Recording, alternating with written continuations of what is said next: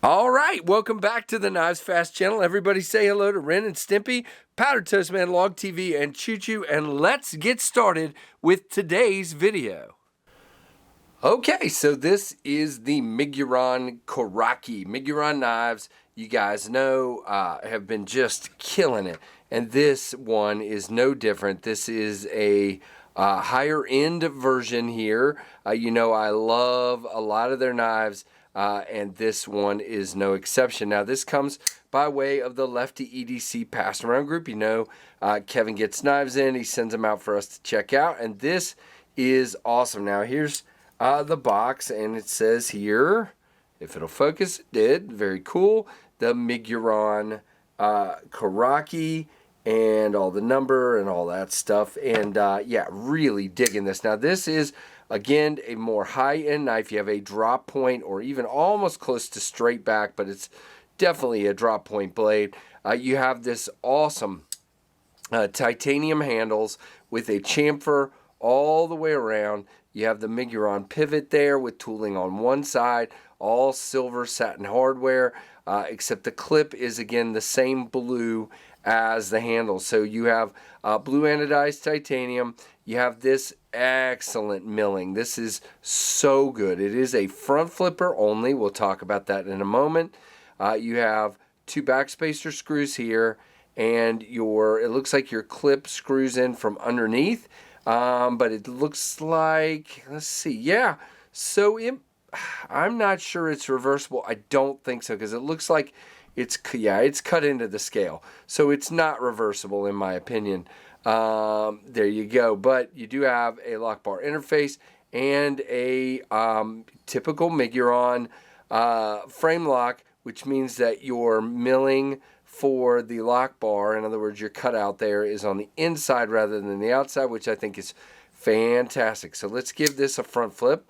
All right, so you have a sharpening choil. You have the plunge grind, which is plenty of room there. A beautiful bead blast, which isn't my favorite finish, but I think in this case it looks pretty cool.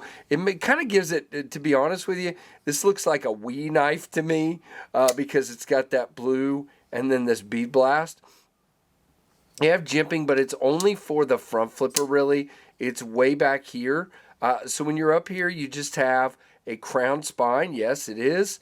You know, not big time, but it is crown. Now, you do have a swedge up here, but you're back behind that typically. Now, 4-finger grip on this knife and a nice little finger well here. And guys, this thing feels great to me. Now, it does have a milled clip. We didn't talk about that. We have a milled clip, very nice, good retention, very, very thin carry, goes in and out of the pocket really well, but the retention feels great. Now, there is an issue here. By the way, first of all, it's right about there. There should be sticking out of your pocket, but I found it to be about there. So here's my issue. You can see the distance here actually shrinks. You see that? It's wider and then it comes down. And in my pants, let's see, do I have let me see if I can demonstrate this with a hank. So let's see if it works the same way on the hank as it does on my pants. Nope, it's going all the way up on the hank. And the funny thing is I have these cargo pants. Yep, I wish I could show you, but it gets caught part way up. It's getting caught right about there on my pants and not going all the way down. If I force it, it'll go a little bit further, but it never goes all the way down in the main pocket of my pants. And they're these thin cargo pants. So I would think in jeans that might be tough as well. So now, good looking blade, good stock. We'll talk more about the specs in a moment. Nice and slicey. I do feel the pocket clip just a little bit right there, but not much. Not a hot spot at all. All right, let's pull this out of here and let's put this knife right here. Oh, wait, I almost forgot some important stuff. So, first of all, are we centered? Oh, yeah, dead centered. How is our lockup? Left, right, up, down, no movement at all. Now, what I'm seeing here is about a 15, maybe 20 on the lockup there. And we do have some really nice milling for it. I mean, it is aggressive weight reduction milling down in there. I don't know if you can see it. Very much lots of weight reduction milling. So let's see what we've got now. I found this guy available at White Mountain Knives, so we'll go through the specs there.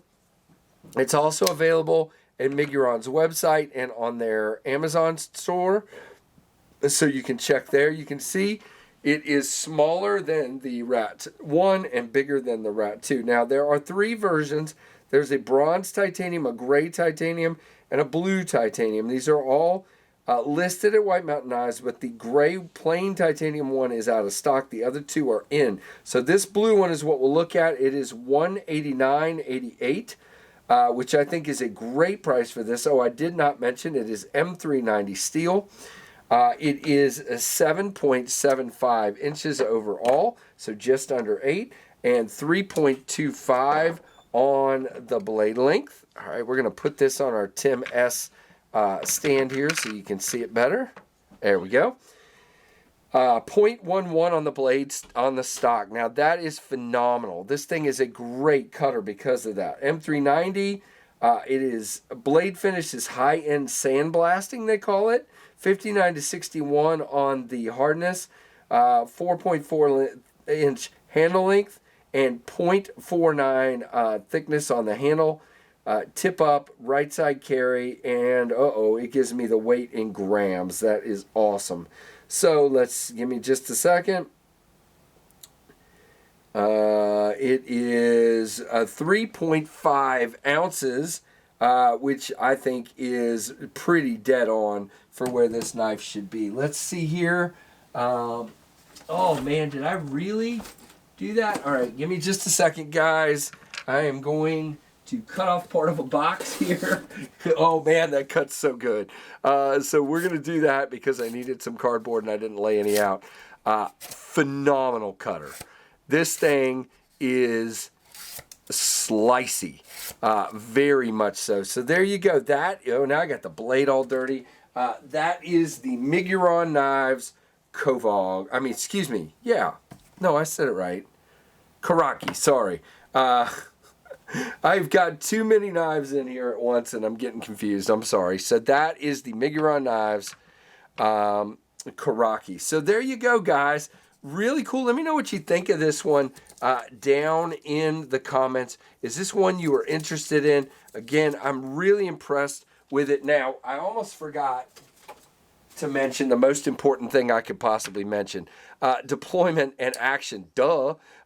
So the detent is pretty good, and it's tuned for the one method of opening. Now, it's a little bit lighter than it probably should be, but in that case, it makes it easy for me to front flip. Now, front flipping is not my favorite way to deploy a knife, but you can see I can do pretty good with this.